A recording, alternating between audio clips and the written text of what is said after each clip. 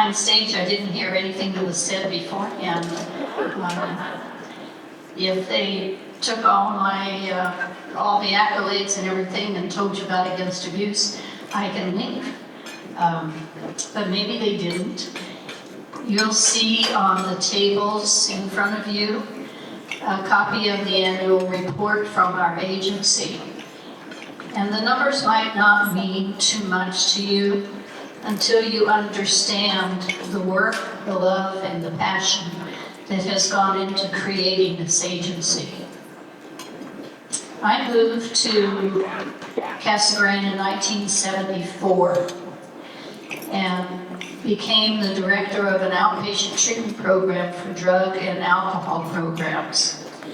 And while I was involved with that, it became very apparent that things were happening in our conservative state that needed some recognition in terms of domestic violence, sexual assault, and child abuse.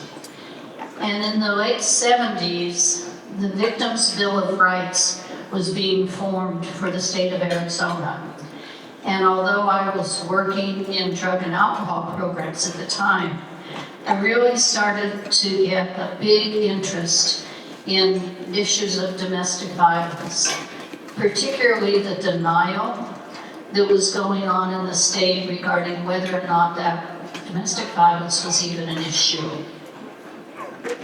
Believe me, it is. In probably the late 70s, early 80s, a group of us that sort of worked in the quiet side of things, started talking with the state legislature about funding domestic violence programs. At the time, there were 2 or 3 domestic violence shelters in the state, and they were having a very difficult time. Legislation was formed. I'm trying to remember the year, but I think it was like 82 or 83, where a certain percentage of marriage licenses and divorce decrees would be set aside at a county level for agencies that were interested in applying for the funding to help with this issue of domestic violence. That really, it was kind of like, sure, we know what's happening, but not in our state, certainly not in Casa Grande, not in Pinal County, maybe Phoenix, Tucson, Flagstaff, but not in our area. Well, guess what? Yes, it was happening. It was happening in an underground way with members of the clergy and members of the sheriff's department running kind of an underground just in our little community in Casa Grande. So some folks, some forward-thinking folks that thought, let's see what we can do if we can get that money in Pinal County, approached me and said, we'll give you a 3-month contract. If we can take you away from your drug and alcohol programming, we'll give you a 3-month contract to make Against Abuse operational. 40 years later, I am still working on that 3-month contract.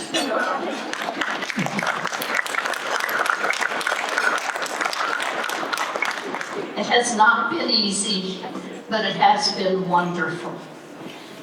Over the years, well, let me just tell you, we wrote a grant. We got $17,000 from our share of the money from the state into the county. And with that, I hired another person so that we could start answering phones. We put together a crisis line. We continued working with the Sheriff's Department, with the clergy. And in a few years, it became very, very apparent that underground wasn't going to work. We were going to have to declare that there were issues of domestic violence and child abuse and sexual assault in our communities. So, I'm not a Toastmaster. I did volunteer to be a law counter once, Probably if someone's counting today, there will be a whole list of them. And if I have to pay a quarter for each time, we might go broke. But I decided that one of the things to do, basically I'm a very shy person, but I also have a great passion for the work that I do. And I decided that one of the best ways to gather information about what was going on about domestic violence and child abuse and sexual assault was to start speaking from those very same pulpits that people were being hidden and denied. So I started speaking at churches. I started speaking at management meetings for the banks and for Kmart and Walmart. There we go. 1 quarter right there. I got out there and met with a lot of denial. One of the first persons that came up to me was a person here. He's no longer with us. His name was Jerry, and he came up and he said, "Patsy," nobody ever called me Patsy. "Patsy, there's no domestic violence in our area. It's not happening here. You are really, you've created something people didn't need to see, they didn't need to know about because it doesn't happen." He turned out to be one of our biggest supporters and helped us with the funding for our first domestic violence shelter, which we opened in 1986. Another big help came from, believe it or not, the government. FEMA. There was a flood, the Santa Cruz River overflowed, and FEMA came in and they said, "What can we do to help?" And we decided that our agency, the best thing to do would be to ask for money for mass shelter. And we did. And we were able to get a great deal of funding and help so that we could supply little things like paper towels and toilet paper and pillows and sheets and baby formula and cribs, etc., etc. So in addition to everything that was going on, we developed what we call the safe home system. And we invited families like all of us to open up their homes if they were willing to and bring in families that had been in a domestic violence situation. One of the other problems that developed was people would say, "No, I can't because I don't want to leave my dog." Or I don't want to, we're very rural, I don't want to leave my goat, my horse, whatever. So we developed an animal safe home system to take care of that. And again, I mean, right now I checked this morning before we came here, and we have 3 dogs and 2 cats in our safe home system right now, taking care of animals, pets that are so dear to the people that find themselves in these situations. And they know that they're going to be all right, so that helps them work on what they're doing. Another need that we found trying to build these programs and make it viable was that, well, let me just tell you, there was this overriding fear that because we were talking about domestic violence, we were advocating divorce. Not the case. What we're advocating is safety. We're advocating that you be able to live free of violence, that you be able to live free of having to look behind you or sit with your back to the wall because you're not sure who's going to come in who might approach you in a negative way. So we thought, well, maybe one of the things we ought to do is help to work on family unification. So we applied for funding and received funding for what we call the Paloma program, which is supervised visitation program. Right now, we have 52 families that are participating in the reunification.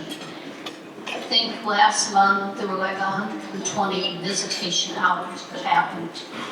We bring families together. They're supervised so that there's not negativity that goes on in the visitation. and they're able to bring a positive light to what's happening within their family. Not advocating divorce, we're trying to eliminate divorce if at all possible. It became apparent that one shelter in Casa Grande wasn't going to be enough. And so we started talking with communities and government forces within the county, and we now also have a shelter here in Maricopa. Both of our shelters right now are full. They're so full that we're also using motel and hotel rooms in order to keep people safe. Domestic violence, child abuse, sexual assault are real issues. Trauma-informed care is paramount in terms of trying to bring an end to what the issue of domestic violence is. You may say, well, Pat, how in the world did you get involved in this? Whatever made you even care about domestic violence? Are you a victim? Have you been through it? No, I haven't, not personally. But in my heart, I have lived it every day for the 40 years that I have been involved with against abuse. I was raised in a military family. My dad was in the Navy. He's a doctor. He did not want me to go into social work. He, cautioned me and said, social work is sort of the seamy side of life. It's very difficult to try to identify with people that are down. And of course, being a wonderful teenage daughter, I had to prove him wrong. So I graduated from U of A with a Bachelor of Science in Social Administration with an emphasis on social work. It is the most rewarding opportunity I have ever afforded myself. I live it, I love it. I have 3 wonderful children that have lived it, loved it with me. I have a fantastic stepson that had some issues in his own life that we helped him work through. My husband is here today, and talk about support. It's wonderful to have people surround you that understand what's going on. Right now we have, thank you Jeffrey for being there. We have 47 employees that have worked with our agency almost as long as I have. We just have one person that just hit her 21st year with us. We have employees that have been with us forever and ever, and new employees that come on and they say, I wish I had known about issues of domestic violence and what I could do about it a long time ago. It hits us all. It's not governed by income. It's not governed by ethnicity. It's not governed by education. It's life. It happens. Our children's shelter housed at one time, I think we had 22 children in our children's shelter. It's horrifying, absolutely horrifying. Right now on our caseload, we have 32 women that have been through sexual assault since January. It's horrifying. It's out there. We need to acknowledge it. We need to not claim that it's a secret kind of thing. I'm so worried about everything that's happening politically speaking in the United States and in Arizona and in Pinal County. We need to pay attention to what's happening with people, not just women, men, and children alike. We have 2 men that are in shelter right now. So we know it happens across the board. For me and the 40 years that I've been doing this, I have no plans to retire. Why would I? There's so much to do. There's so many new programs to develop. And it takes opportunities like this with someone like Kristen, who knew my sister, and I wish you had known my sister. She was a hoot. She absolutely loved Toastmasters. She loved to do table topics because it gave her an opportunity to talk about the wonderfulness of life and living with someone like me who's shy and program-oriented, where my sister was wild and free. What a wonderful difference, and what a lovely time we had as a family, trying to figure out how to make sense of life. And if she were alive now, she would probably be standing up here saying, let's get busy, let's develop another program, let's see what we can do about abortion and about child abuse and about cruelty to animals, et cetera, et cetera, et cetera. Those are things that are still going on for me. And I appreciate so much letting you all know that this life is out there. Community support.